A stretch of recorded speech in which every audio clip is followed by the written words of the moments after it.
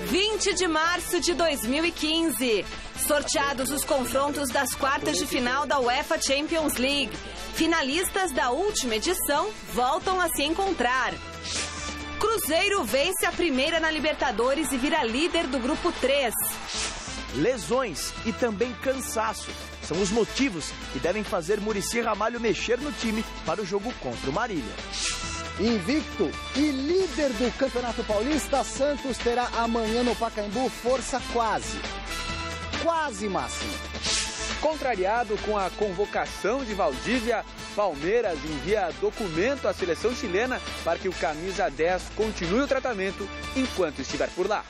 Os preparativos para o clássico entre Flamengo e Vasco. E as últimas notícias do Corinthians, direto do CT Joaquim Grava. Olá, boa noite, chegou a sexta-feira, que beleza. Terminou hoje o primeiro encontro do ano do Comitê Executivo da FIFA em Zurique e foi a vez do presidente Joseph Blatter falar sobre as duas próximas edições da Copa do Mundo. Os incomodados com a Copa do Catar podem esquecer. O presidente da FIFA, Joseph Blatter, não vai pedir desculpas pela mudança de data do evento. Está escrito que, a princípio, a Copa do Mundo deve ser realizada em junho e julho. Mas também está escrito no mesmo documento, assinado por todo mundo, que se qualquer coisa acontecesse, o Comitê Executivo da FIFA poderia mudar a data do Mundial. Temos os direitos da organização do evento e podemos fazer qualquer coisa. Ou seja, podemos jogar no inverno, concluiu o suíço ao cruzar os braços. Mas antes do Catar tem a Rússia em 2018. E a tensão política entre ucranianos e russos ameaça invadir a fronteira do esporte. O presidente da Ucrânia, Petro Poroshenko, afirma que a Rússia não tem respeitado a trégua mediada pela França e Alemanha em Minsk, na Bielorrússia, no mês passado. Na última segunda-feira, em visita a Berlim, Poroshenko pediu que os aliados da Ucrânia boicotassem a Copa da Rússia. Na minha opinião, o Mundial da Rússia vai ser capaz de estabilizar esta situação pela qual esta parte da Europa está passando agora. Tenho certeza que o futebol é mais forte que qualquer movimento. Quando eu olho para a geopolítica atual, vejo o Afeganistão, o Iraque, o Líbano, a Palestina, regiões que também estão em conflito, mas mesmo assim praticam o futebol, seja ele feminino ou masculino. A Copa da Rússia, obviamente, vai acontecer durante o verão europeu, do dia 14 de junho a 15 de julho.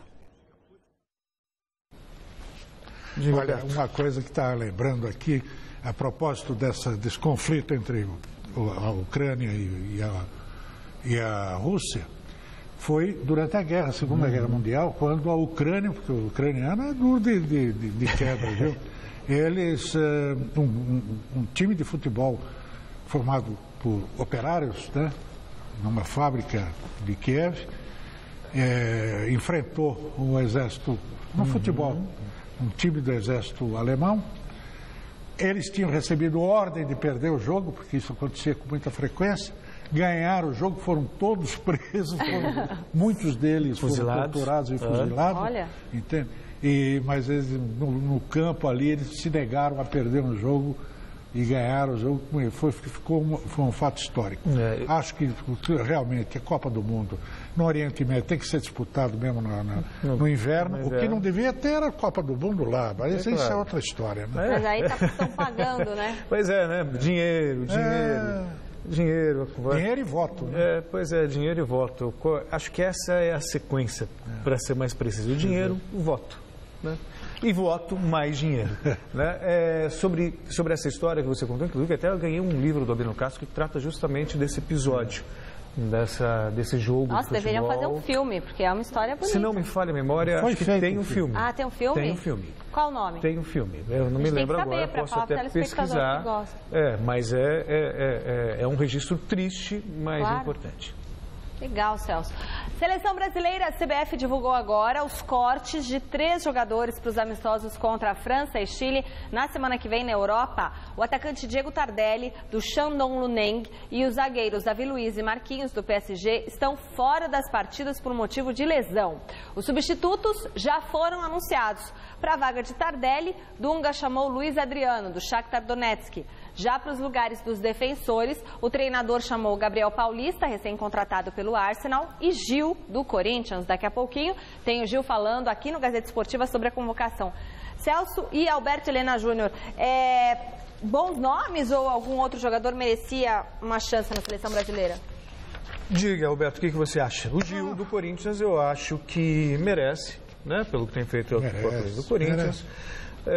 O Gabriel Paulista no Arsenal, eu sinceramente não vi muitas partidas dele. Eu vi uma partida em que ele participou, foi bem, mas não tenho tantas informações para assim. Para você bancar a convocação. Agora, o Luiz Adriano, o Shakhtar foi eliminado tomando de 7 do Bayern, mas o Luiz Adriano tem feito os gols dele, né? Feito muitos gols. Não eu acho que assim, existe muito preconceito às vezes com alguns nomes, mas você não pode desconsiderar o momento. E o momento do Luiz Adriano é de muitos gols. E atacante faz muitos gols, porque não merece a seleção.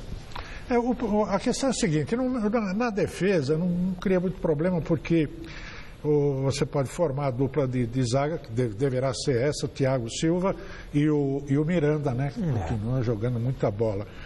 E no ataque é que a coisa muda de figura, porque o Tardelli, de todos esses jogadores que nós temos aí à disposição do técnico, me parece que é o único que tem aquele perfil exato do centroavante, que não é exatamente centroavante. Lucidez. Que tem velocidade, habilidade, que se movimenta, que joga bem em qualquer posição do ataque, seja nas extremas, seja no meio do ataque, enfim. É difícil achar. Então ele foi buscar um centroavante mais fixo, embora não seja o centroavantão, né? Ele também se mexe muito, o Luiz Adriano. Mas, por mim, olha, eu vou dizer, para manter essa ideia do time sem um centroavante típico, genuíno, eu montaria o seguinte meio de campo. Ó. O Luiz Gustavo, Oscar, o William, Felipe, Coutinho, o Neymar e o Robinho. E deixava esses caras trocando bola lá na frente. Sabe? Trocando de posição, trocando bola, deixando o adversário doidinho.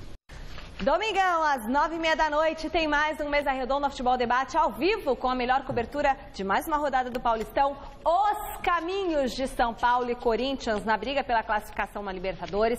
Uma reportagem especial sobre a revelação palmeirense Gabriel Jesus.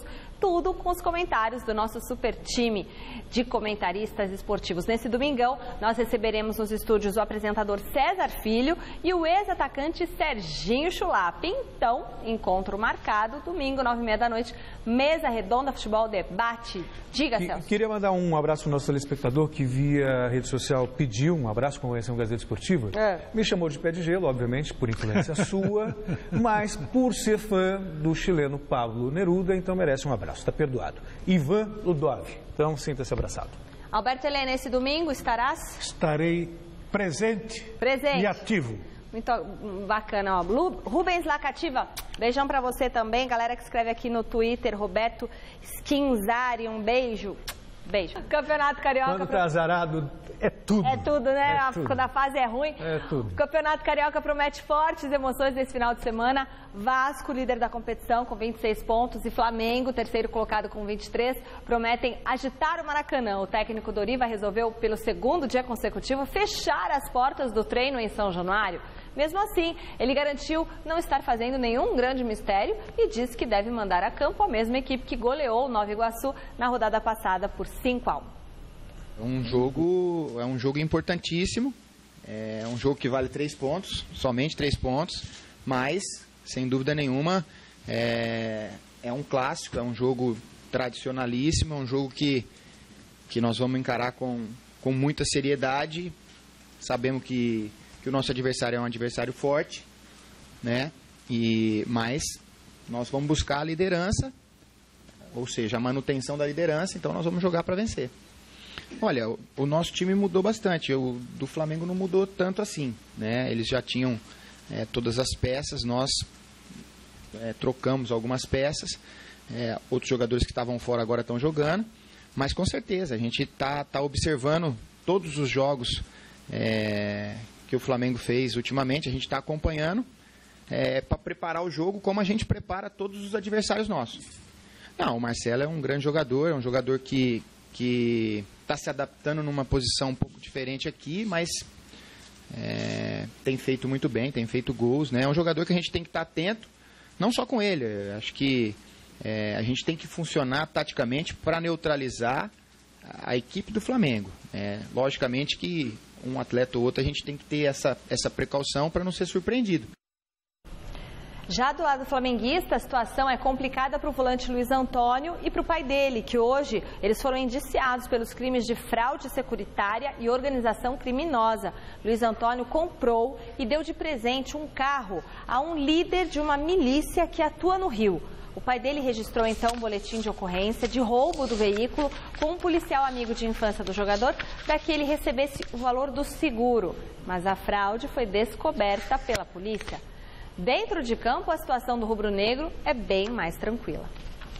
O Flamengo se prepara para enfrentar o Vasco no próximo domingo às 6h30 da tarde no Maracanã, como se fosse uma decisão. E a partida tem mesmo ares de extrema importância, já que o time de Cruz de Malta lidera a competição com 26 pontos, 3 a mais que os rubro-negros. Porém, não é só isso que deixa o jogo tão especial. Todo mundo fala que é um jogo à parte porque é mesmo, né? A gente sabe que o torcedor não quer perder, o seu time não quer perder para o seu maior rival.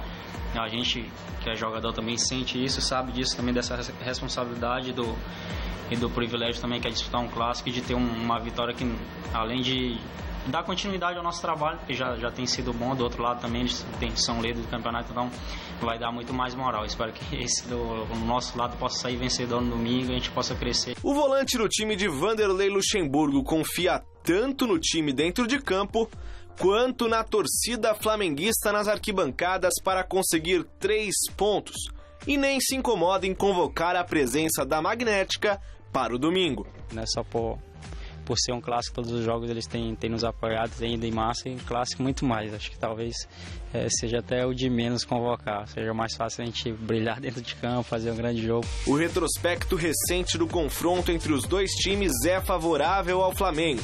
Nos últimos 8 jogos, foram 4 vitórias do Urubu e 4 empates, sendo um deles na última partida, quando Márcio Araújo fez o gol da igualdade aos 45 minutos do segundo tempo. Será que o jogador vai balançar a rede novamente? Isso é difícil todos os jogos, mas a gente tem buscado isso. Mas se sair no domingo vai ser especial, sim.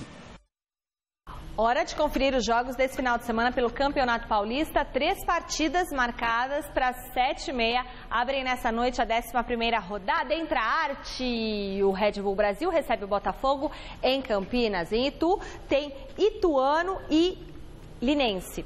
E em Penápolis, o Penapolense enfrenta o Rio Claro. No sábado, acontecem 4 jogos. O Mojimirim do Celso e a Portuguesa jogam em Mojimirim às 4 da tarde.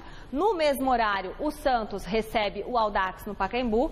Às 6h30, em Piracicaba, tem 15 de Piracicaba e São Bento. E em Bragança Paulista, o Bragantino joga com a Ponte Preta.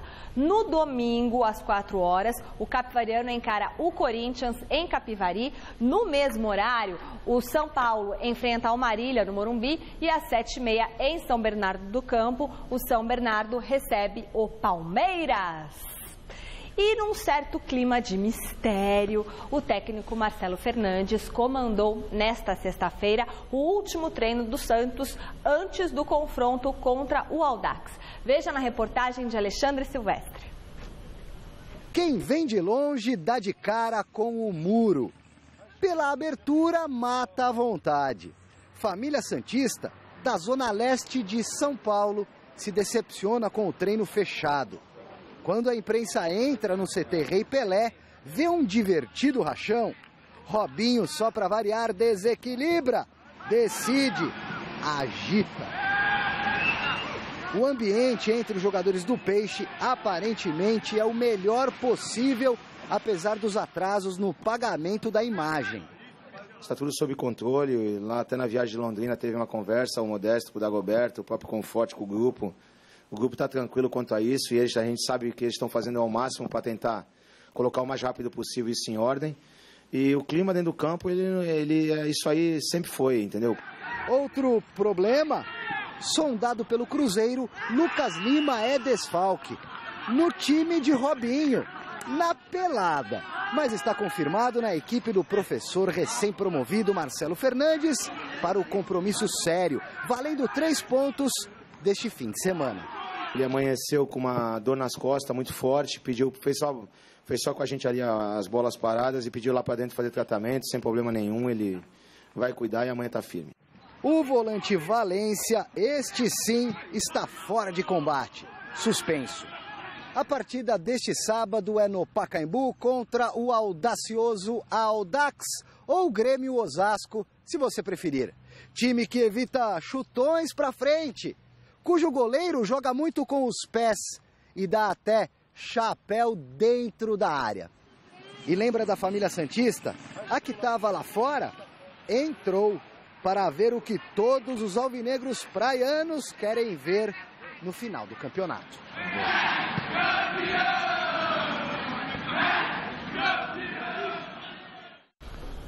Muito se fala no tal DNA, né? Ofensivo do Santos. Isso realmente é uma verdade. A coisa, olha, ela remonta, sei lá, aos anos 20, sabe? Araquém, Feitiço, os anos 30, Araquém, Feitiço, Seriri, Camarão, aquela turma. Depois vem, muito antes do Pelé. O time que precedeu a entrada do Pelé no Santos, no futebol profissional, era já bicampeão paulista, com um time maravilhosamente. Praticando futebol maravilhoso, tocando a bola, um futebol técnico, né? E isso tem sido um padrão na história do Santos. E esse ano que a gente esperava que o time fosse cair muito os desfalques que teve, ao contrário, pouco se fala dele, mas é o time que hoje está com a melhor campanha do Campeonato Paulista e jogando um futebol mais agradável de todos que nós temos visto aí, é o mais agradável de se ver. Futebol futebol tem que ser, né? Jogando para frente, atrás do gol, né? Buscando o gol, buscando dar emoção ao torcedor. A propósito, tem sido muito cobrado, porque assim como os economistas veem sempre um cenário catastrófico, né? Eu previa também um Santos envolvido numa catástrofe nessa temporada. Não falo mais nada, tá tudo certo. Ah, bom, né? Nem precisei lembrar. Não tem nenhum problema em fazer meia-culpa, não. Eu faço numa boa. Do Ganso também. Não, deixa, já pergunto. O nosso contato agora imediato de primeiro grau, ao vivo, do CT Joaquim Grava, onde está o repórter Adriano Dolfi, os olhos azuis mais charmosos da TV Gazeta, acompanhando a preparação do Corinthians, que vai iniciar no domingo contra o Capivariano, uma verdadeira maratona de 4 jogos em uma semana. Cadê o Adriano? Põe o Adriano aqui. Ê, Adriano, boa noite!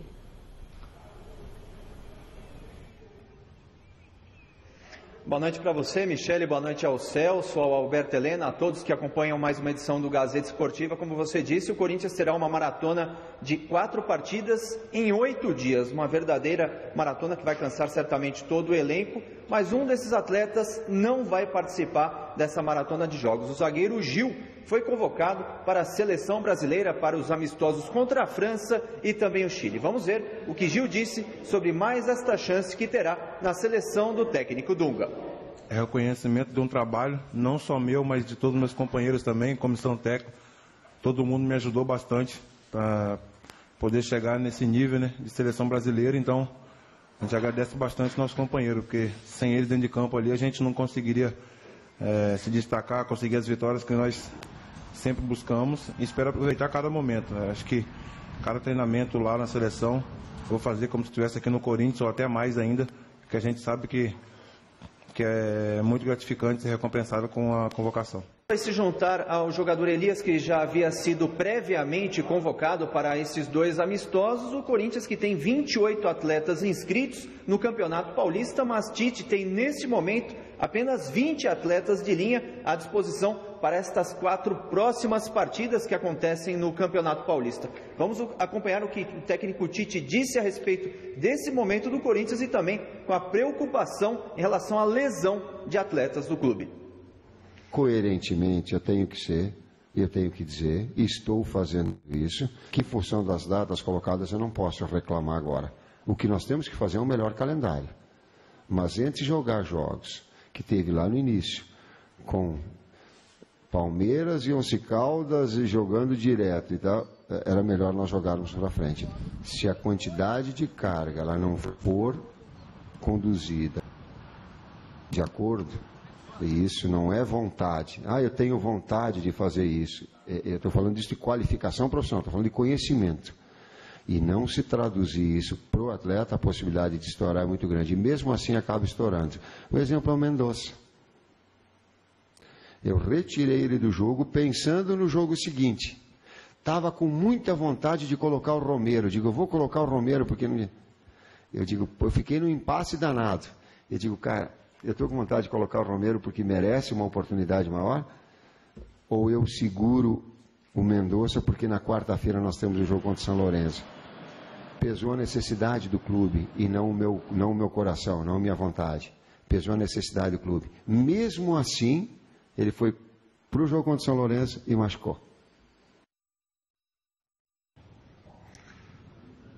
Tá aí, é o técnico Tite falando sobre esse momento do clube, né? Pensando também, claro, com medo de algum atleta sofrer uma lesão. E o primeiro dos 4 jogos dessa maratona acontece no domingo contra o Capivariano, fora de casa. Uma tarde chuvosa aqui no CT Joaquim Grava, e Tite testou uma formação com Cássio, Edilson, Felipe, Edu Dracena e Iago improvisado na lateral esquerda. No meio campo, Ralf, Petros, Jadson e Danilo.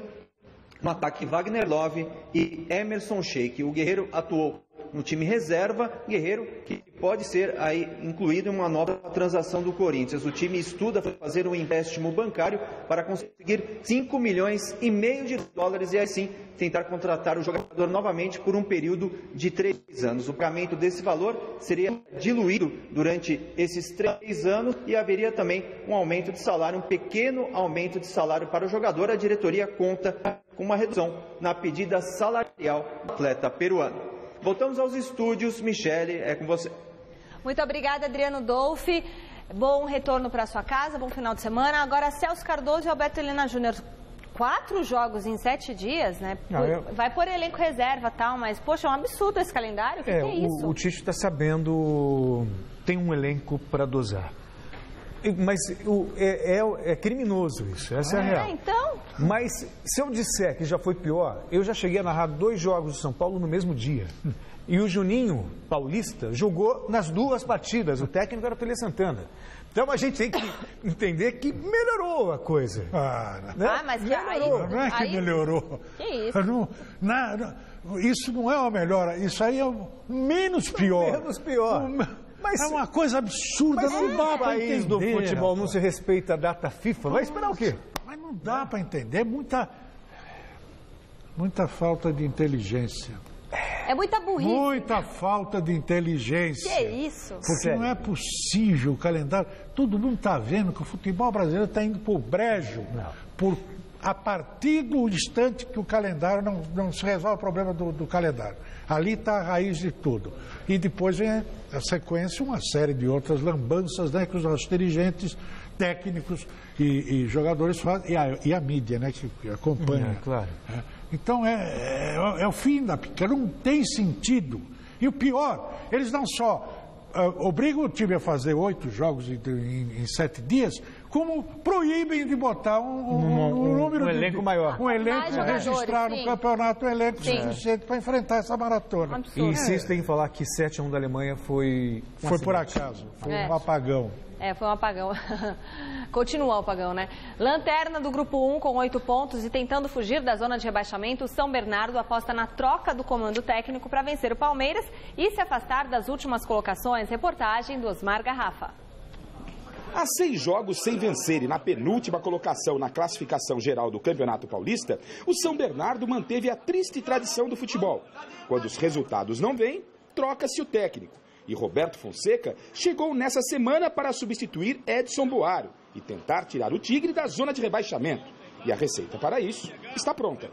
Nós temos que pensar que já contra o Palmeiras é uma decisão, nós temos que buscar pontos, né? E assim sucessivamente. Com pouco tempo para trabalhar, Fonseca quer, nesse primeiro momento, que a equipe mude de atitude.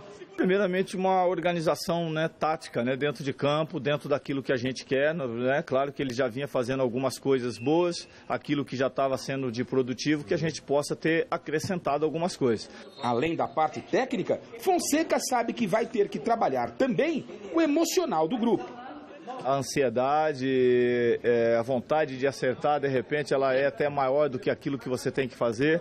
E essa ansiedade, ela acaba até atrapalhando, mas a gente espera que possa controlar. Eu tenho certeza que todos eles estão imbuídos de fazer uma grande partida. Vamos ter, com certeza, aqui uma casa cheia. Então, tudo isso daí contribui, né, na parte motivacional, na parte da ansiedade, para que a gente possa fazer uma grande partida, primeiramente. Consequentemente, o resultado ele pode vir com todo esse aproveitamento dentro de campo. E para iniciar a meta na tentativa de fugir do rebaixamento, pela frente, o Palmeiras no próximo domingo.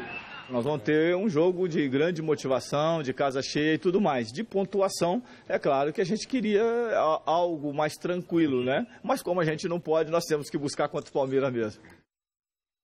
O Palmeiras vai ao ABC enfrentar o São Bernardo com mudanças no time, já que Tóbio e Alione estão fora de combate. A grande novidade do treino de hoje foi o retorno do professor Oswaldo de Oliveira, que desfalcou os trabalhos na academia de futebol nesta semana. No gramado da academia, Oswaldo de Oliveira trabalha com disposição. E olha que esta semana o técnico teve que faltar a 2 treinos por conta de um problema de saúde. Passei mal, eles sempre falam que é virose, né? Bota a culpa no pobre do vírus, né? Mas eu tive uma manifestação orgânica indescritível e mal cheirosa. E me baqueou, cara. Eu fiquei na cama que eu não conseguia nem levantar. Mas aí os caras começaram a ligar lá para SMG, que é a minha assessoria de imprensa. Cadê o Oswaldo? Não apareceu ontem, não apareceu hoje. O que houve? Brigou com o clube, brigou com a mulher? Eu digo, pode ter cagado e mijado, pô? Não é possível, rapaz. Não tenho direito, pô. Tem que ter cometido um crime. Foi muito legal isso, vou te falar. Pelo visto, o problema debilitou o treinador, mas não lhe tirou o bom humor. O foco está na partida contra o São Bernardo, domingo no ABC. As novidades serão o zagueiro Vitor Ramos e o atacante Rafael Marques, que entram nas vagas dos machucados Tóbio e Alione. O time é esse.